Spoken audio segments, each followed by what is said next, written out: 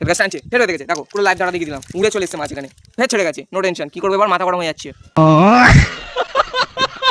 তো hello guys, তোমরা কেমন আছো? নিশ্চয়ই ভালো আছো। আজকে দেখতে পাচ্ছ চিংড়ি মাছ দিয়ে মাছ ধরবো, তো শেষ পর্যন্ত দেখতে পাবো, অনেক ইন্টারেস্টিং হতে চলেছে। আর তোমরা গাইস সকলে লাইক অ্যান্ড সাবস্ক্রাইব মেরে দাও। আর প্রথম মাছটা দেখতে পাচ্ছ ধরে নিয়েছি, সেটা দেখাতে পারিনি তোমাদের, সরি। এবার দেখতে পাচ্ছ মাছটাকে তাড়াতাড়ি করে ছেড়ে দিচ্ছি। আর দেখতে পাচ্ছ মাছটা একদম জড় লাইনে, ওই জন্য আমি দাঁড়া তোমাদের দেখাতে পারলাম না, কিন্তু এইবার তোমাদের দেখাবো।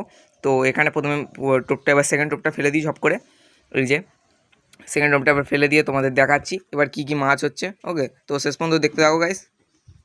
ওকে, তো ওয়েট করি একটু।